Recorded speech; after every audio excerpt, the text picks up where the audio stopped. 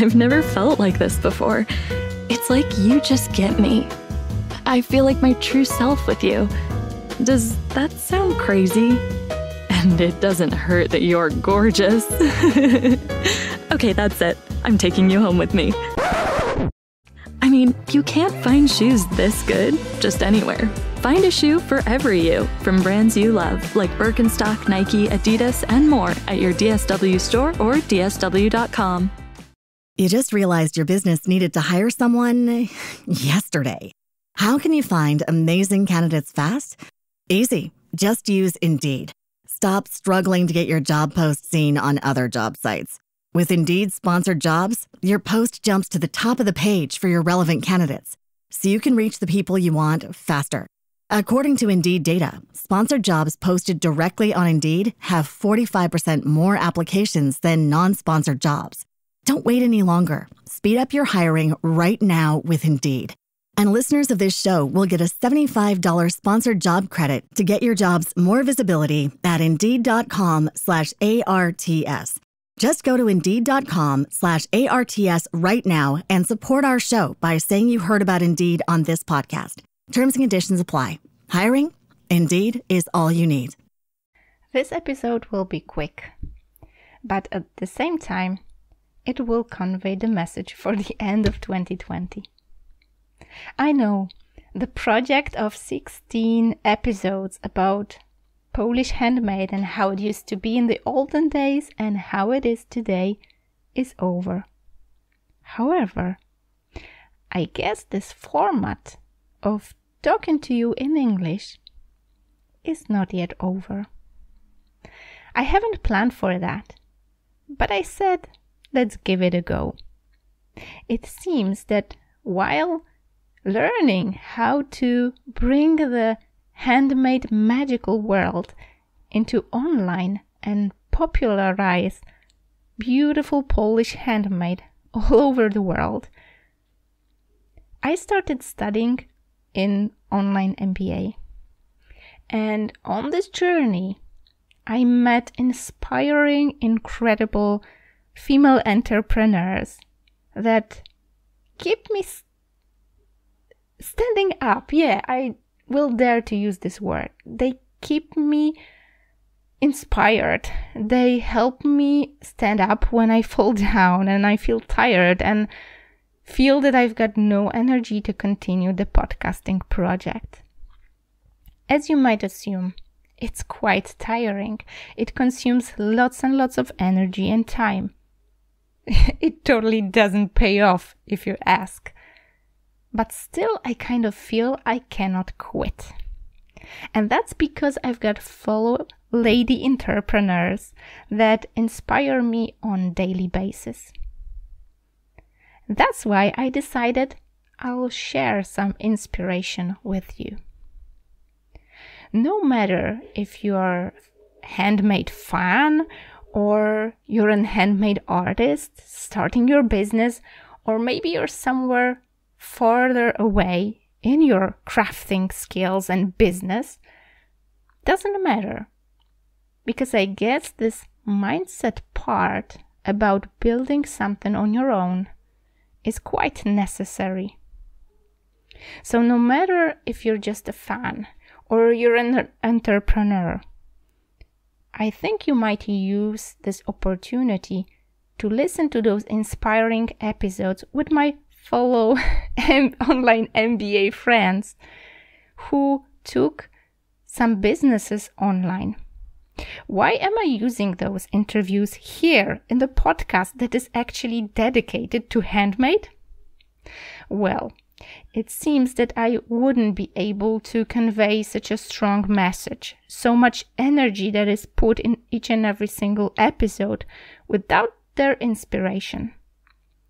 No matter if that's Lona, who took music online, or Jody, who took movement online, or Elena, who took her stationary classes about public speaking, also online, and another guest that I will introduce later on. No matter the business, what is important, it gave us the thought that also these handmade skills, crafting skills, and handmade businesses could also be taken online. So if you're there listening to this podcast, I'll try to continue with this Friday English format, but this time I'll provide you with something from the other side of this handmade world. Something that is standing in the behind the scenes of our handmade business, inspiring people. If the previous project that was dedicated to some niched down handmade technique, if you found that interesting, I would invite you to a profile on Instagram that is called Handmade from Poland. I obviously is gonna link that down in the show notes.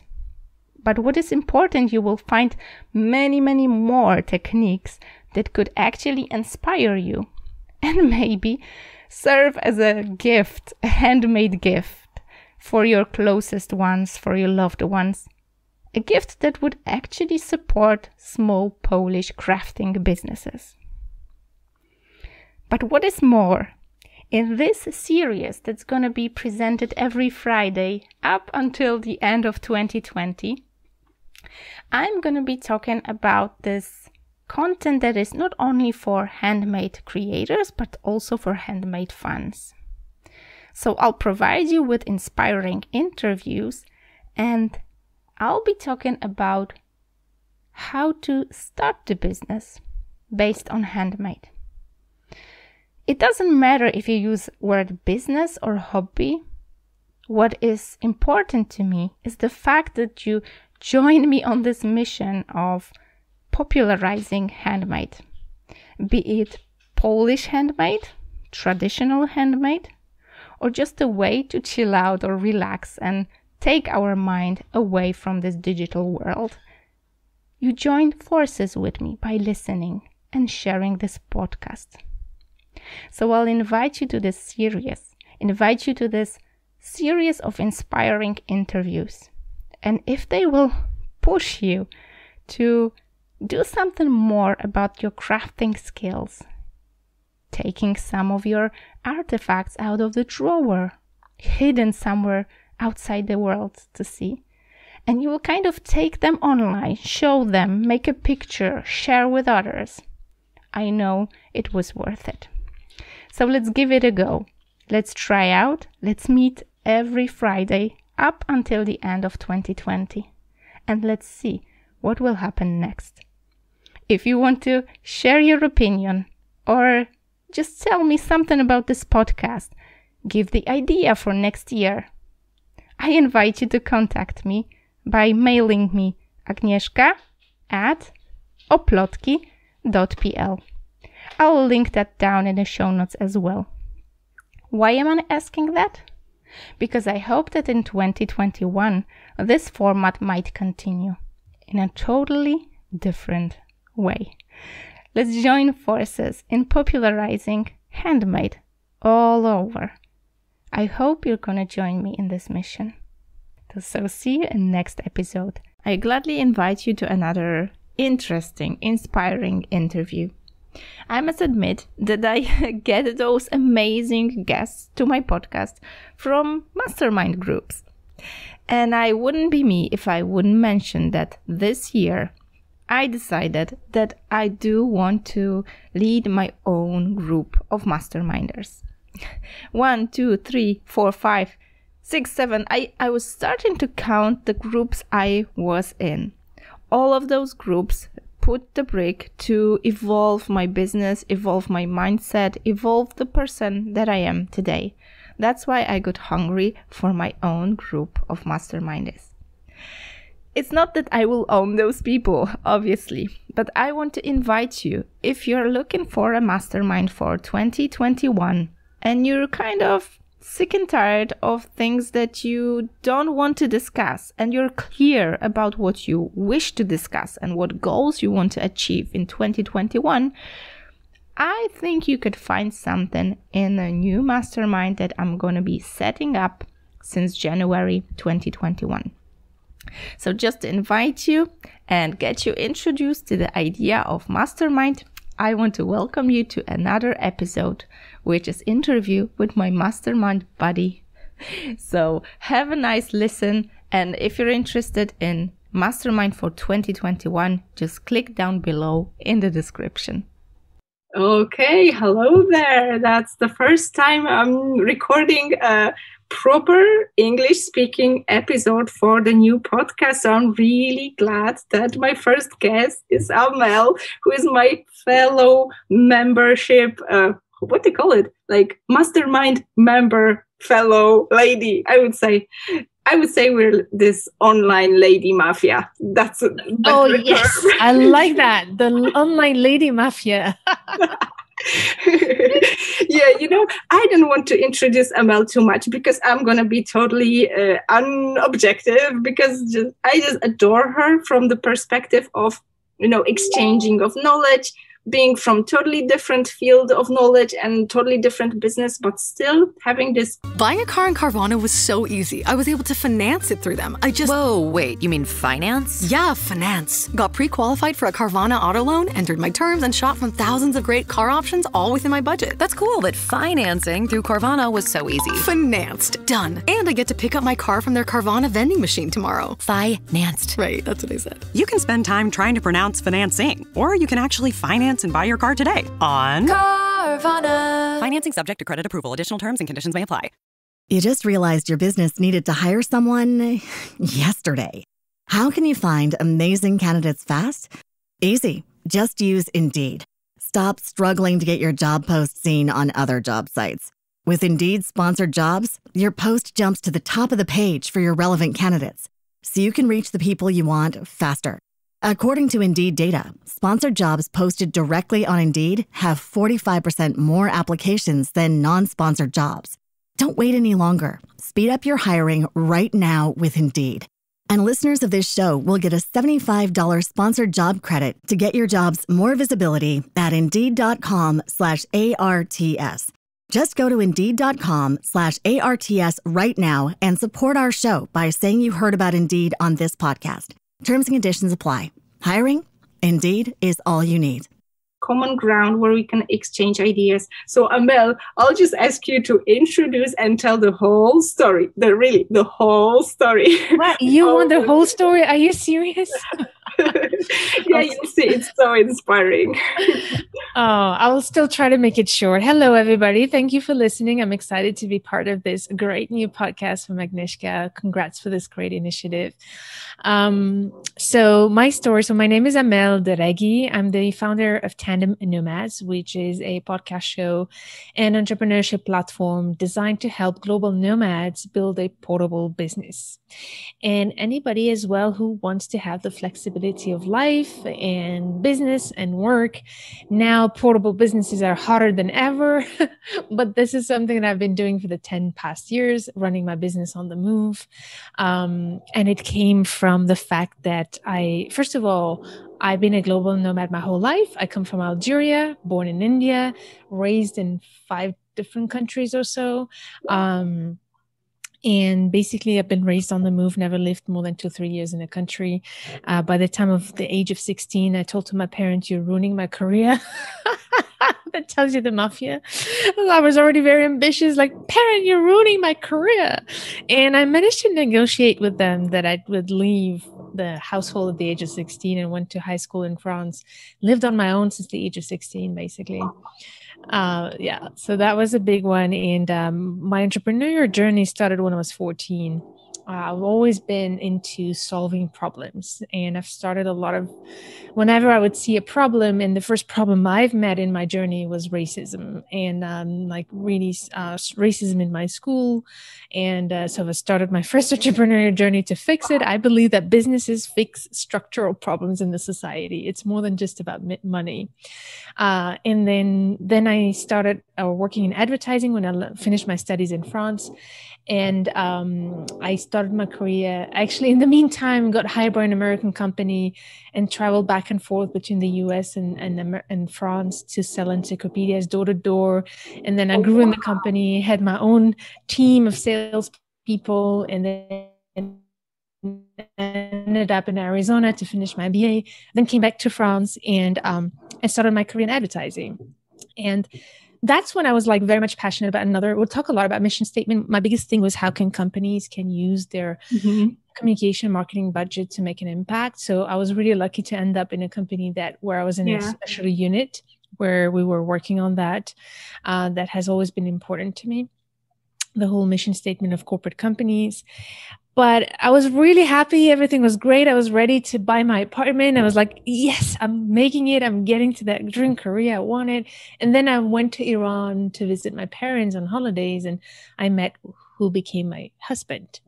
And so Michael and I have been married now for over 10 years. And when he met me, when we met each other, I was already telling to my parents, I will never live my career for a man, and I will never move again. We'll never say never. Story, yeah. Because I did quit my job and then moved to Iran. And that's when I started my business, my first business as a consultant for corporate companies.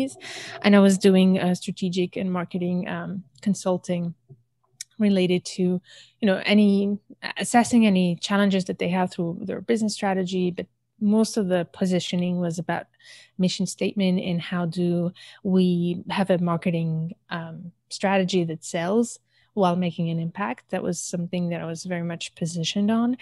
And I did this for 6 years while moving from a country to another. We went to Austria after that, and now we're in New York City. So I told you don't tell me to tell you the whole story. That's so fascinating, how to, take this advantage of being here and there in different countries, different cultures. That's why I wanted this story, because it's like sometimes we live in the same place and we've got like this narrow perspective, and you probably have this huge comparison how it is to, lead the business in other countries. Yeah, the world is our playground for sure. And we're I'm so grateful for this experience and this lifestyle. To be honest with you, it does come with a lot of challenges. And one of the many challenges on top of identity, to be honest with you, I'm jealous of you, Agnieszka, because you have this huge business that related to embracing our culture and embracing, the know-how. This is beautiful. And I'm a melting pot of so many different cultures that when people ask me where you come from, I still can't answer. But but I do love that we can connect to any culture when we have a similar mindset and the similar values, and that's what matters at the end. But I do value as well the heritage. I think heritage is something very beautiful, and art, and we'll talk about it today. Art and artisanal and handmade stuff are a beautiful way to actually nurture that heritage, but also share it with the world. So I think that's a beautiful thing. But just a side note, talking about the challenges, just to finish, one of the challenges I had in talking about impact was the position of many expat women who gave up their careers on the move. And so I wanted to talk about that because I found that women were very vulnerable in terms of financial security when they gave up everything to leave on the move for their partner's jobs. And I needed to talk about that issue. And that's when I started a podcast, just like you do, to talk about this problem and empower women to think that they don't have to give it up all. It's not because you want to take care of your kids that you want to be able to support your husband on the move that you have to give up everything. Just with a hobby, if you have like a hobby, you can build a little bit of foundation to have a bit of side money so that you can create a bit of safety net. And even if it doesn't make a lot of money, you are building the foundations in case something happens. You can immediately pivot and put a big focus on it. So this is where I started this podcast on the side of my consulting business. And that had turned into something much bigger very quickly. A year and a half later, I had to close my consulting business and focus on Tandem Nomads and provide one-on-one coaching for online businesses to help people grow a portable business. There's a difference between online business and portable business. And maybe we can talk about that later. Yeah, that's good. Yeah. And so basically I do it through coaching and online courses. But heritage, I would love to talk about that with you. That's what I was like leaning into with the question, because it seems that what you do, this difficult situation that your clients find themselves in, it seems to be this sometimes a turning point in the life. Like, I just imagine the situation like my Jacek would get a super fancy job. Now I wouldn't leave the place I'm in. But like 10 years ago, I used to follow him. Like when I was pregnant, he had like proposition, or even during studies, because we're like this couple that we know each other since we were children. So that's a long story. But, there was always, when I look back, there was always that he got promoted. So I moved with him and like supported him. And then I found a fancy job. I like, they needed architects, like qualified architects. I found a perfect job. But looking at it from the perspective, I see that it was, for me, this moment of change was a push to challenge myself. But there was one time when I didn't get the job. Actually, it turned out to be the blessing, because I started my own business, and that kind of, there we go. I was always like pushing it away in time, but that was the push to do it now, right? But when I saw that, I just like felt this, shivering on my back. It's like, I'm not worth it. I'm not, good enough. And all those, nasty feelings that drag us down with this downward spiral. So I just admire what you do, because I can just imagine for some women, especially probably, but also men, like going somewhere, following your partner, then you find yourself in totally different situation. It's not that you go there and you've got this proposition like your partner does. You have to like kind of fight for it, own it, like create it for your own. And that's really difficult, because when you get rejected once or 3 times, you don't really want to, try it out for the 10th time and send the CV once again. So I've been there. That's why I wanted you on this podcast, because those are feelings that we don't talk a lot. Like, they are not that visible. There is this like something in the background going on, and it's thanks to you that people are talking about it, perceiving those partners that support other partners. But what I was aiming at as well is not only the fact that how you support them, but I was really curious about the story, because you said You just realized your business needed to hire someone yesterday. How can you find amazing candidates fast? Easy. Just use Indeed. Stop struggling to get your job post seen on other job sites. With Indeed sponsored jobs, your post jumps to the top of the page for your relevant candidates, so you can reach the people you want faster. According to Indeed data, sponsored jobs posted directly on Indeed have 45% more applications than non-sponsored jobs. Don't wait any longer. Speed up your hiring right now with Indeed. And listeners of this show will get a $75 sponsored job credit to get your jobs more visibility at Indeed.com/ARTS. Just go to Indeed.com/ARTS right now and support our show by saying you heard about Indeed on this podcast. Terms and conditions apply. Hiring? Indeed is all you need. About this identity, like, it's easy for me to, claim that I promote Polish handmade because I was born in Poland, raised in Poland. And even though I studied in many places abroad, that kind of gave me the perspective. It kind of made me take that decision to stay in Poland, because I never felt I belong in other places. I felt I grow, I open my mind, but I kind of felt more, maybe not different, but I kind of felt stronger that I have some unique qualities. And it made me appreciate who I am as a, Pole, as a woman, as a mother, and, with all those cultural differences.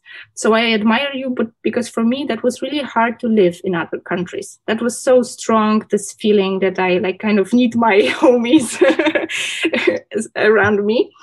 But what I was aiming at about this identity, I feel that even now, if I would move to other country, I guess all the memories and all the heritage and all the people and maybe like grandma, granddad, and all the memories of those people, that would be the anchor that would create my identity. And I know that you've got some stories with handmade in that. So that's just, I'm just like giving you voice in a moment, but I just wanted to, drop this idea about handmade, because it seems that no matter the country, no matter the culture, the more I read about it, the more people I meet, I see that handmade seems to be this international language where you have like your grandma, granddad, or parents. That's this language of body, like of touch, that you give to your kids when you want to convey those, warmest feelings, like spend time together, or teach something like, physical skills, or maybe give this awareness that you are able to do something with your hands. So you're like, that's this empowerment when you give those kids this ability to create something on their own. And I see that's present in every culture I meet. Yeah. And it comes with handmade. So that's so beautiful. And I know that you also have some memories of that. Yeah, I love anything handmade, and I love to do things also. It comes from my father. My relationship with my father has been all built with hand making things, all sorts of things. And I became at home. It's not my husband who fixes stuff. It's me. Like whenever something is broken, I'm going to bring the tools and fix them. But funny enough, like you said, I do, it's by meeting you and having this conversation with you that I realized that the most powerful memories that I cherish very much are actually related to handmade things. Of course, it starts with the grandmother. Actually, my grandmother on my mother's side was in Algeria, we have a huge culture of fashion, of embroidery, and it's like with golden threads, embroidery. Yeah. It's a little bit like very similar to Turkish. Actually, even the Turkish, it comes from the Ottoman Empire, but the Turkish did not leave. It's interesting. It traveled all the way to Algeria, where I come from, but in Algeria, it stayed, that culture, right? And embroidery. It grew, yeah. Yes, and India has a lot of it. And my grandmother actually did all the dresses of my mother's wedding. And she became also a teacher who taught embroidery. Wow. And at some point in my childhood, I had to live with my grandmother for different reasons. Algeria was going through a terrible time, and my parents had to put me with my grandmother to be more in security. Basically, it was during the terrorism. Yeah. And I lived with her for a while, and it was so beautiful to see her. She had young students who would come to the house, and she would teach them how to do the embroidery. And I don't know if you ever have seen this tool. It's this big wooden tool that you put between your legs. Yeah. It's like 1 meter or 2 meters, and you slip it in your legs, and then it basically holds the fabric, and you have this like little big needle to get things through the fat material, right? Yeah. So this is one of the memories that I have with my grandmother. But interestingly enough, my stronger memories with handmade was with my father, because he used to be really good at sewing and stitching. And I remember for one of the powerful memories was for Mother's Day, we have designed together a whole set of tablecloths and napkins that I've been embroidering. So I did the embroidery, and he helped me with stitching, the fabric and things like that. It was amazing. I remember I have no idea why I chose to put snails.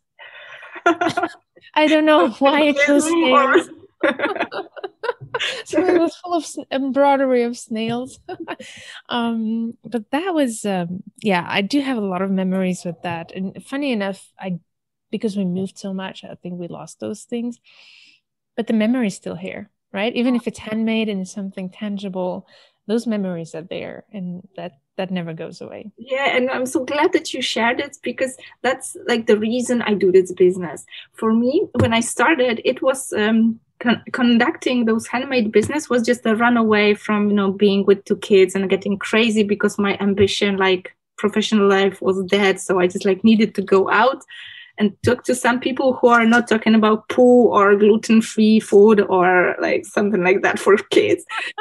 And that's how it started. But when I started peeling those layers, like onion layers in my business, growing within this business based on handmade workshop, I discovered what a power and what a beauty there is. Just like you share it, we come back to those things that actually create who we are, those memories of our granddad, our grandma, our mom, and the time together and the things we created, and this, this feeling that we we can do something, like we can create it. We are creators, right? And that's, I guess, those are those plants that were seeded within us when we were so little. We were just like unconscious what it's going to grow, and it grew into entrepreneurship.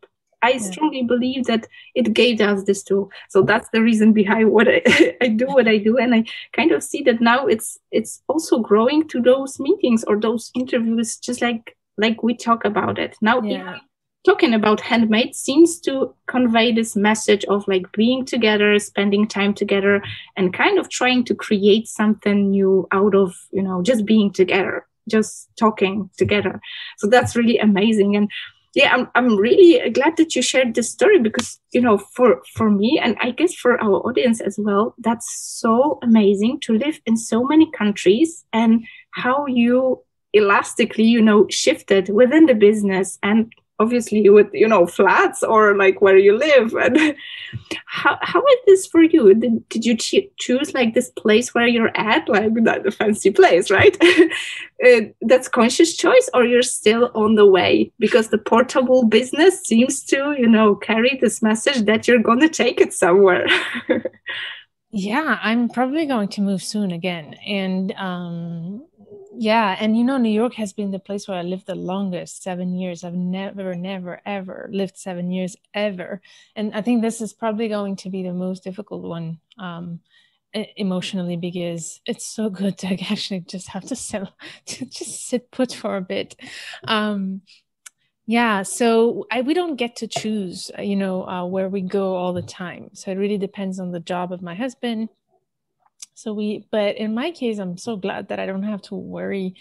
I can take whatever I do and continue my routine. And as soon as I land, I continue my business as if nothing happened. But I also can choose, even without the travels, I can also, I realize, because I'm trying to plan 2021 and it's going to be a big year for us. I'm like, it's not because I have a portable business that I also have to stretch it and work every hour of it. I can decide the revenue I want to make next year, and how long I want to work, and when is the time of the year I want to, be off, to be able to have a smooth transition as well. And you can make those decisions when you have a portable business. You can't do that when you have a 9-to-5 job, or a brick and mortar business, or a non-portable business. So that's something I'm really grateful about.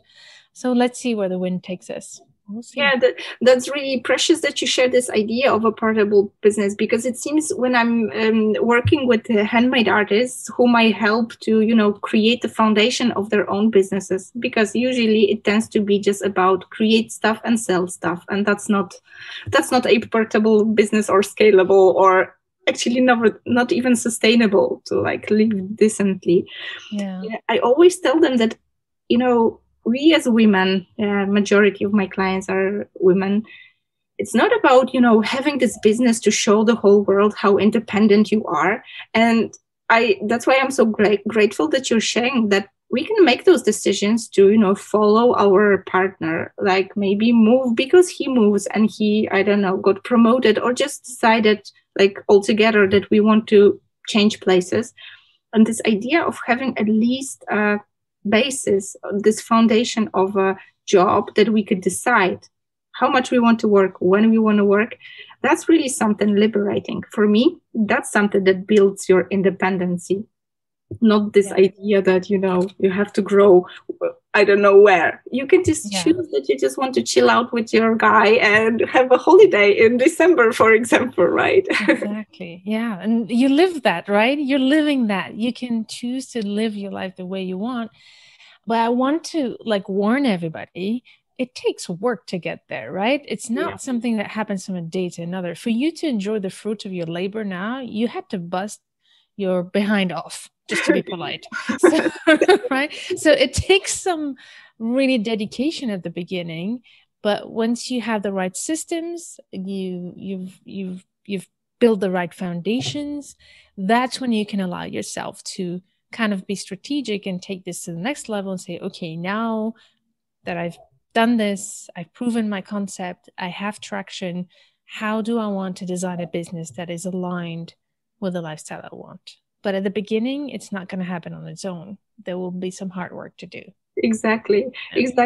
And there's also this one last issue, and I promise I won't take you long, but I just wanted to touch on this issue because you talked about the identity on the beginning, and for me, it's really easy to create this tribe of, like-minded people. Like, we all love handmade, and basically, more or less, we're from Poland, or we're Poles, but living abroad.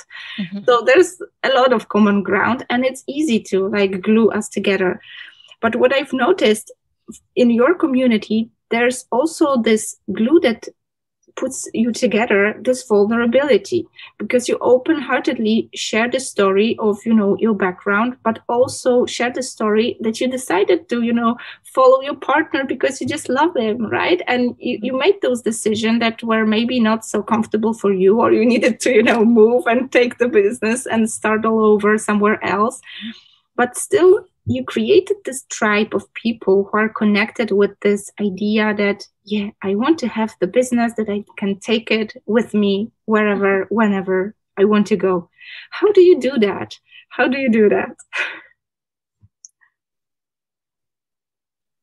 So we got disrupted. Could you repeat the question? How do you? Yeah. How do you do that? That you just glue those people together? Because it seems you've got people from, all over the world, but you're still with this idea of portable business connected with your minds. How do you do that?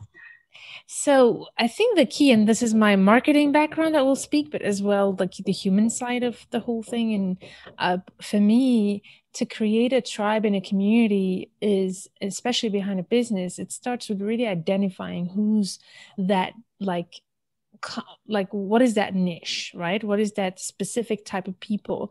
And sometimes it doesn't have to do anything with countries. It's about, we're human beings, right? Yeah. So there's a lot of common things and dreams that we have, even across borders, first of all. But on top of it, there's a lot. I think there's over 50 million expats in the world. So that's my target audience. Although it's been growing, I don't focus only on expats anymore, but this is how it started. And when you're an expat and you live on the move, it becomes your identity, right?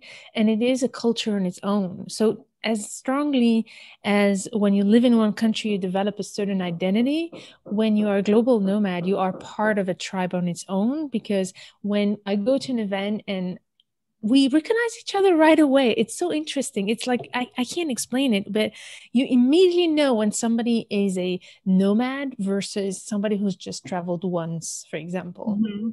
It shapes your identity. Travel creates a whole new breed. It's like a whole new breed of identity where it's actually not related to all the traditional things of a country, but more like this global identity. And that's what I love about it. This that you can connect and feel as if you know each other, even if you come from different countries, because there's a set of values and there's a set of mindset and behaviors that are very common. So I didn't have to do a lot of work there besides targeting them.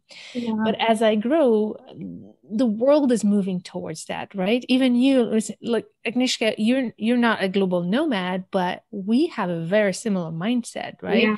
We connect, and even if we're from two completely different cultures. So I think it's a lot to do with knowing, it's important to know who do you want to attract in terms of your values and your mindset. That's really, really important. And it doesn't have always anything to do with countries. Yeah. And I think the one thing also is still that the people I attract are people who want to make an impact, who want to serve. And a business is not just a way for them to make money, although money is very important. Is a way to make a change in the world. It's a way to help people.